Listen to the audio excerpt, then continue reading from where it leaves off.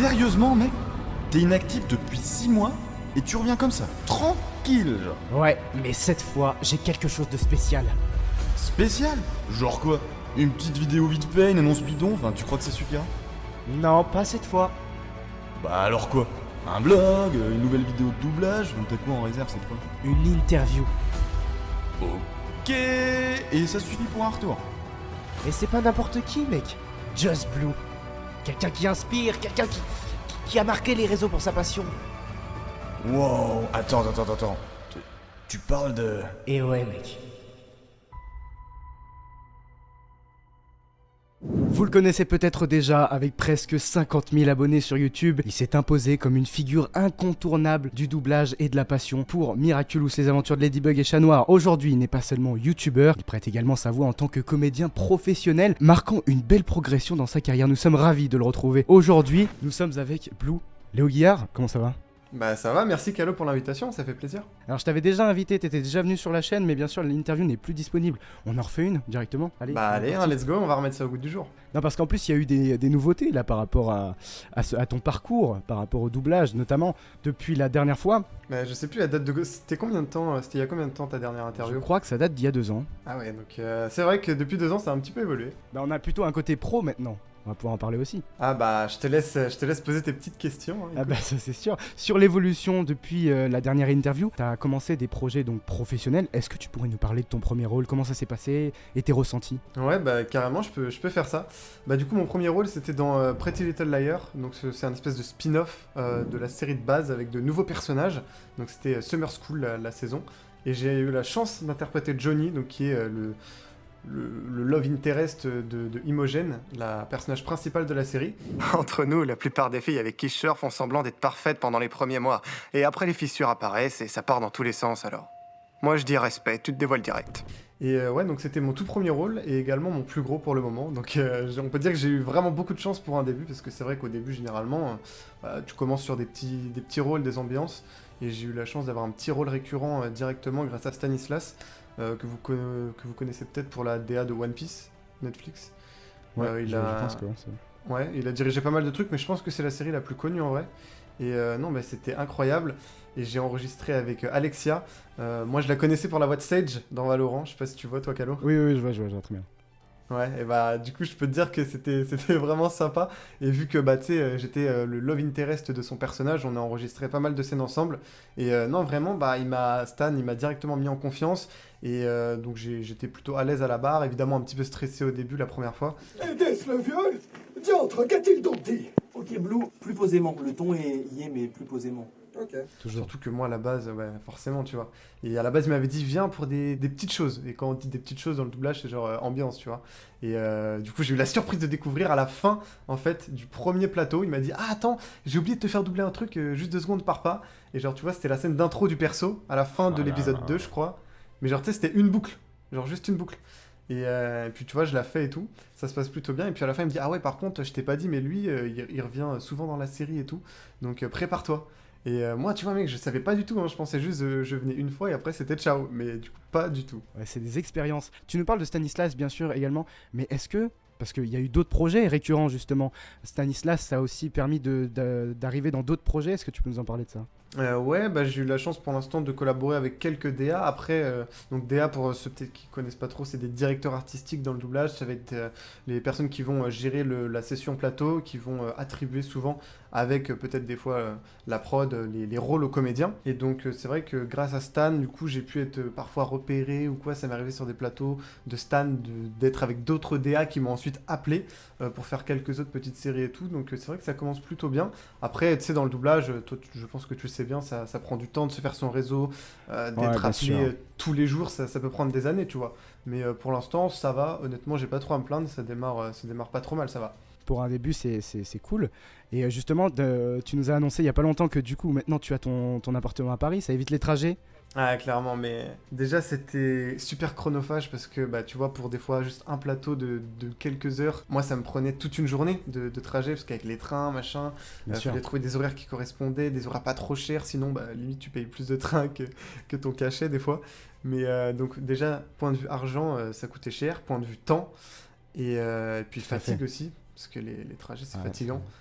Donc ouais, non, là, le fait d'être sur Paris et tout, et puis à côté aussi pour tout ce que j'ai à faire avec YouTube, machin, c'est beaucoup plus pratique. J'ai pas mal de gens que je connais qui sont là, il y a pas mal d'events et tout, donc non, c'est vraiment une dinguerie. Je suis trop content d'être enfin à Paris. Bien sûr. Et depuis 2 ans, il y a eu une grosse amélioration aussi au niveau des réseaux sociaux, hein, parce qu'on voit sur TikTok notamment une grosse montée, et sur YouTube, presque 50 000 abonnés. Ça fait beaucoup. Qu'est-ce que tu ressens? Bah, déjà, un truc assez drôle, c'est que TikTok a dépassé YouTube. Je t'avoue que je m'y attendais vraiment pas. Et puis là, avec Miraculous, du coup, je fais aussi de la création de contenu sur cette série. Même à la base, c'est ça que je fais en fait. Et il y a eu beaucoup de hype là ces derniers jours avec un téléfilm qui se déroulait à Londres, dans l'univers de la série. Enfin, en partie à Londres, bref. Et du coup, il y a eu beaucoup de hype, donc j'ai créé pas mal de contenu autour de ce téléfilm-là. Et c'est là que ça a vraiment pris une nouvelle dimension, même sur YouTube, et bah, surtout sur TikTok, du coup, qui a finalement dépassé YouTube. Et ça m'a fait avoir pas mal d'opportunités. Donc ouais, ça c'est vraiment cool aussi, TikTok. Et du coup, par rapport à ces opportunités, est-ce que YouTube il t'a aidé justement à faire une place dans le milieu professionnel du doublage? Honnêtement, je pense pas. Hein, je pense pas que. Enfin, déjà, ça m'a permis de me motiver à faire des fandubs, donc des doublages amateurs. Et c'est vrai que, bon, pour le jeu, c'est pas forcément ce qu'il y a de mieux parce que bah, t'es pas dirigé, t'as pas de retour sur ce que tu fais. Il y a que toi en fait, et c'est compliqué de s'auto-juger. Mais par contre, déjà, pour un point de vue technique, de synchro à la rythmo, on va dire que ça vaut bien quelques formations, le fait de se former tout seul. Mais après, évidemment, il a fallu faire du théâtre en parallèle. Mais peut-être que pour ça, pour la synchro et la technique, qui est une partie du métier de comédien de doublage, ça a pu m'aider, ouais, je pense. Je comprends tout à fait. D'ailleurs, par rapport aussi à ton... parce que tu as un Fiverr, tu Ouais. fais des voix off. Tu pourrais aussi en parler pour certains qui veulent, si vous voulez, des voix off. Ouais, bah Fiverr, après je fais ça vraiment, c'est pas du tout ma source de revenus principale, j'ai pas non plus 1 milliard de commandes, mais j'en ai régulièrement, donc si vous voulez, n'hésitez pas. Je fais de la voix off, du doublage, vraiment je m'adapte à tout type de projet, juste pour l'instant je fais pas de chant, mais ouais, Fiverr c'est toujours dispo, et j'essaye de faire des prix pas abusés et tout, et non, en quelques jours vous avez votre commande, donc... Après, ça m'a pas apporté énormément de trucs, Fiverr, quoique... Ah si, quoique. J'ai eu quelques... Ah ouais, j'ai eu quelques commandes, mais je sais pas si je peux en parler là, parce que c'est pas des trucs qui sont sortis Oui, et tout. bien donc, sûr. Bien sûr. Mais en tout cas, dans ce qui est sorti, il y a quand même pas mal de youtubeurs professionnels. On a vu par exemple Joueur du Grenier. ouais, bah ça c'était pas via Fiverr, c'était... Donc il fait des castings en fait sur Facebook, quand il a besoin de comédiens, de voix pour du doublage. Donc j'ai postulé via les castings Facebook par mail. Et c'est vrai que j'ai été pris, si je dis pas de bêtises, 2 fois. Une fois pour du live, donc de l'acting. Mais alors chérie, tu manges comme une grosse dégueulasse? Oh non, la pub! Qu'est-ce qui va se passer pendant les 7 prochaines secondes? Je vais tout rater! On a tous connu ça. Et une fois pour la voix off. Donc j'ai fait de la voix off de sa vidéo Warhammer 40 000 sur la chaîne secondaire. Fred a clairement l'intention d'attaquer sur la droite et de s'emparer du milieu, ou à minima de se mettre à portée de tir. Sur la droite également, c'est le Lehman russe qui trouve une belle ligne de tir sur l'escouade principale de Alpha Cast. Voilà. Ça c'était trop bien. C'était d'ailleurs pour une sponsor, tu t'es même déplacé, tu es allé chez lui, tu es allé dans un studio, c'est ça? Ouais, exactement. Bah, c'est pas chez lui du coup, mais il a un studio aux alentours de Fougères. Et vu qu'avant j'habitais chez mes parents qui sont pas très loin de Fougères, je pouvais y aller directement en voiture sans prendre trop de temps. Donc c'était pas mal. Et ouais, du coup, je suis allé dans ces studios, la JDG Prod. Et donc j'ai pu rencontrer un petit peu l'équipe, tout ça. Et c'était pas mal. C'était une superbe expérience. Eh ben c'est super, on est super content pour toi. On va parler un petit peu de YouTube, bien sûr, parce que c'est quand même important, c'est une étape importante dans ta vie. Par rapport à l'expertise du doublage, est-ce que tu arrives, enfin plutôt comment tu arrives à équilibrer, tu sais, sur YouTube, entre faire des analyses, des interviews, des projets, Ouais. tout ça, comment tu équilibres tout ça?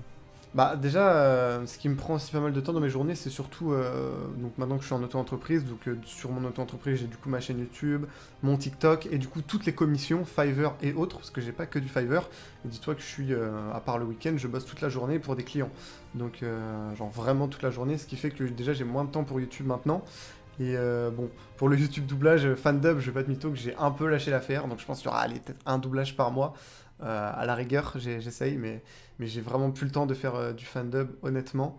Surtout que si à côté, il y a les plateaux de doublage, Bien sûr. il y a plein d'autres trucs. TikTok, bah TikTok en vrai, ça va parce que, tu vois, je fais un TikTok, donc je me filme facecam, ça prend 2 minutes.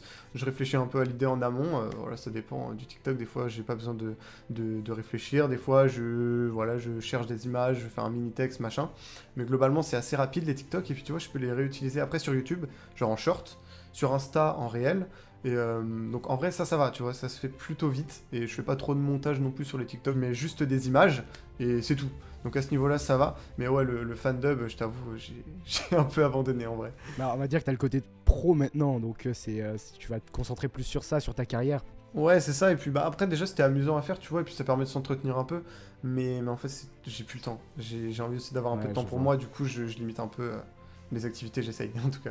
Parce que sur tes réseaux, tu parles aussi beaucoup du professionnel. Si tu as des castings et tout, tu en parles. D'ailleurs, est-ce que tu pourrais nous donner là tout de suite tous les petits rôles que tu as pu faire, notamment là que tu nous as parlé, bien sûr, qu'on va montrer sur cette interview.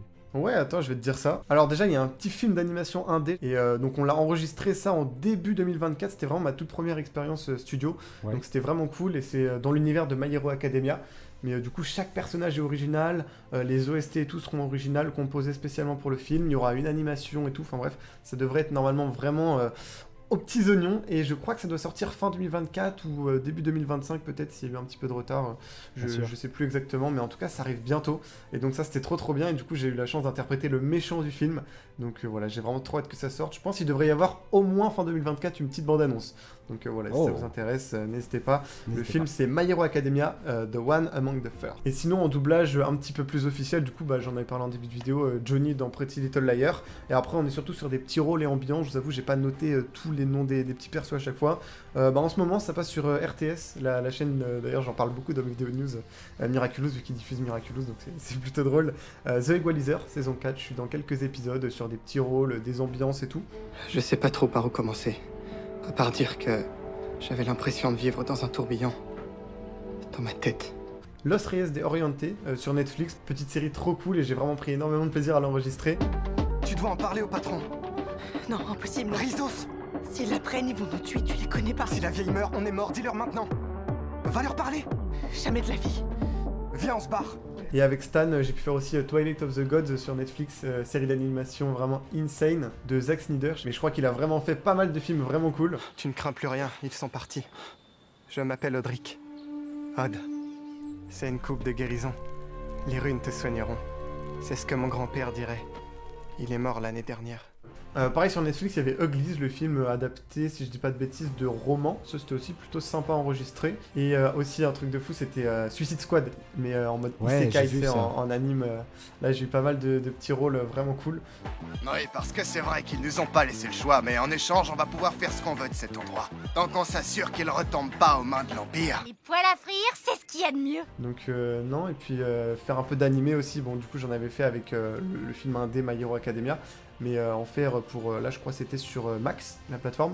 Là c'est un kiff de fou vraiment. Va-t'en! Attends, je te dis! Je me rappelle, j'avais vu ça. Tu nous as pas parlé, bien sûr, aussi, tu es la voix off dans Roue Libre, RC2. Ouais, petite radio aux alentours de Rouen. Je sais pas s'il y a des gens qui regardent cette vidéo qui sont pas loin, vous pouvez peut-être aller checker si ça vous intéresse. En roue libre, le best-of. Et ouais, du coup je suis la voix off de l'émission qui passe souvent les mercredis sur la radio. N'hésitez pas à aller voir, hein, d'ailleurs, pour entendre, vous aurez des extraits, bien sûr. Je m'éclate à enregistrer ces jingles, vraiment. Est-ce que tu peux nous parler aussi de ta communauté? Parce que c'est vrai que là, depuis que tu as lancé ton évolution dans le professionnel, est-ce que tu as vu, je sais pas, une évolution dans ta communauté par rapport à... C'est vrai que tu passes au début une chaîne Miraculous, c'est assez... tu vois, t'es assez toi, tranquille et tout, et après là, tu commences à arriver dans le professionnel, tu as peut-être une autre communauté, si tu es allé chercher une autre communauté sur différents concepts aussi, est-ce que tu peux nous parler de ça?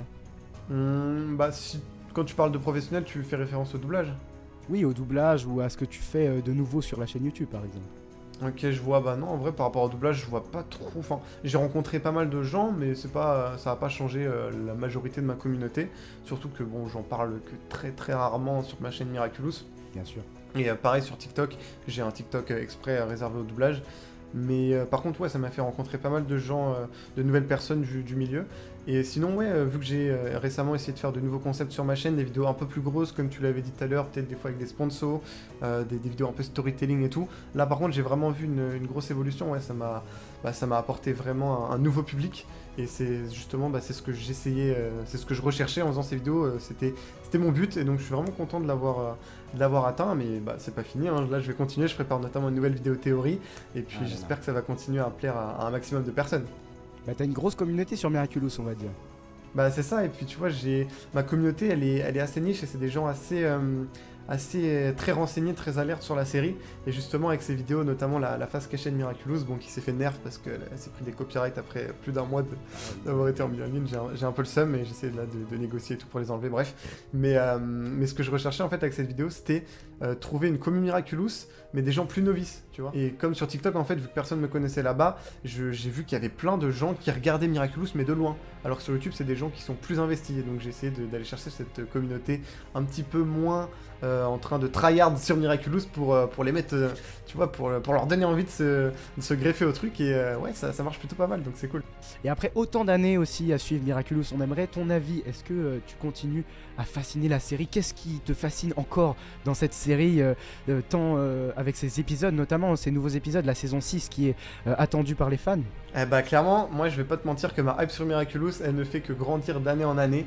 Je suis arrivé, on était milieu saison 2, donc déjà là j'étais directement à fond, genre quand j'avais vu un épisode, j'ai enchaîné toute la saison en quelques jours, et donc après bon bah j'ai dû attendre forcément, mais vu qu'au fur et à mesure des saisons, l'écriture évolue, et je trouve qu'elle est de plus en plus mature, de plus en plus intéressante, qu'elle va de plus en plus en profondeur, et qu'on a vraiment une vraie évolution, tu vois, bah le premier arc qui s'est terminé, donc c'était bien une preuve que l'histoire évolue, et moi c'est vraiment ça qui me passionnait, de voir comment ça va finir avec ce méchant qui veut essayer de réanimer sa femme. Et honnêtement, non, bah mec, moi je kiffe toujours, hein. Et là, le Special Land, pour moi, c'était l'apothéose. C'est vraiment l'épisode parfait que j'attendais, un épisode bien triste, bien mature. Et du coup, forcément, bah, avec la saison 6 qui arrive là, début 2025, aux dernières nouvelles, j'ai vraiment hâte de voir ce que va nous réserver le nouvel arc avec cette nouvelle méchante qui, honnêtement, moi, m'a l'air encore plus flippante et réfléchie que Gabriel. Donc, pour moi, ça annonce que du bon. Des petites références à Miraculous, mais en tant que passionné, qu'est-ce que tu dirais aux gens, parce que je pense qu'il y en a des gens qui regardent pas la série et qui disent non mais en fait Miraculous c'est pour les enfants, il y a eu pas mal de débats là-dessus. Ouais, bah il faut savoir qu'après, vous savez, pour réussir dans le monde de l'animation, c'est super compliqué quand tu veux monter une série, parce que souvent, en France en tout cas, c'est considéré comme étant pour les enfants. Donc forcément, quand ils ont présenté le projet aux chaînes, les chaînes leur ont dit, bon les gars, si vous voulez que ça marche, il faut qu'on fasse un truc pour les enfants. Il faut savoir que l'équipe d'écriture de Miraculous, elle écrit pas spécialement pour les enfants, mais du coup pour du tout public. Leur but c'est que toute la famille puisse regarder. Donc forcément, vu que dans le tout public ça inclut les enfants, il faut que tout soit compréhensible et que rien ne puisse les choquer, tu vois. C'est très encadré quand t'écris pour tout le monde, dont des enfants. Donc forcément, il y a une petite part de tout public, mais tout public, ça veut bien dire ce que ça veut dire, hein. Il y a aussi une autre part qui s'adresse aux adultes, aux ados, gens comme toi, comme moi, tu vois. Donc c'est vrai que la saison 1, vu que c'était la toute première et qu'il fallait prouver aux chaînes que ça allait marcher, ils sont pas trop sortis des lignes du cadre, et c'est vraiment, je trouve, pas mal enfantin et tout. Mais à partir de juste après de la saison 1, et après ça monte crescendo, plus ça va, plus leur chaîne... plus ça va, plus les chaînes leur font confiance, et plus je trouve ils sortent de ce cadre-là et de ce prisme uniquement enfantin, et plus ça devient super intéressant. D'accord, je vois. Alors comme tu sais, moi aussi je fais du doublage. Est-ce que, vu que maintenant tu es dans le professionnel, est-ce que tu pourrais dire, depuis que tu es dans le milieu... J'ai peur de ce que tu vas me demander. Quels sont c'est quoi les défis stimulants, je sais pas, auxquels tu as dû faire face? Ok, superbe question, putain j'ai eu peur, j'ai cru que t'allais me dire vas-y, juge tous mes doublages. Non, peut-être pas, je suis pas assez culotté pour dire ça. Mais non, bah alors, encore une fois, je débute, hein, je suis un novice, mais je trouve que le truc qui m'a le plus stimulé et que j'ai ressenti comme étant le plus un défi, c'est quand tu vas au plateau d'un nouveau DA pour la première fois. Et là, mon pote, là tu sais qu'il faut pas se rater. Par exemple avec Stanislas, quand t'es arrivé pour la première fois, c'était comment votre rencontre? Mais là, c'était pas en plus d'aller sur le plateau d'un nouveau DA pour la première fois. Là, c'était le tout premier plateau avec un nouveau DA, tu vois. Donc, c'était encore plus stressant parce que c'était la toute première fois. Mais ouais, généralement, en fait, bah, déjà, tu sais pas, tu vois, t'as des DA qui sont plus cool que d'autres ou peut-être plus tolérants des fois et tout. Tu sais jamais sur qui tu vas tomber, tu vois.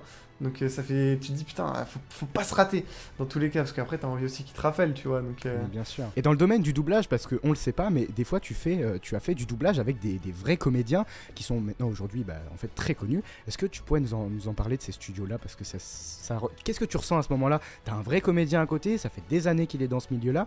Ça doit être vraiment impressionnant. Ok, je vois ce que tu veux dire. Bah déjà, faut savoir qu'ils sont tous des vrais comédiens, plus connus ou moins connus, tu vois.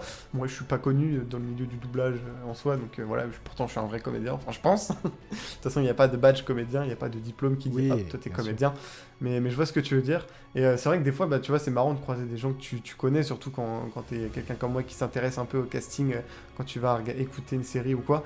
Donc, des fois, c'est marrant, tu vois, par exemple, quand j'avais croisé Alexia, bah, je jouais tous les jours à Valo à cette période, du coup, forcément, c'était marrant.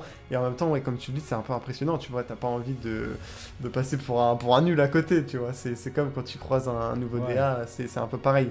Et non, j'ai pu croiser des gens que j'admirais pas mal, tu vois. Par exemple, Bastien Bourlet, je pense que tu connais, qui est la voix de Deku, enfin de Midoriya dans My Hero Academia, ouais, Eren. Et enfin, il a fait tellement de trucs, moi je l'entends dès que j'écoute une série, je l'entends quasiment.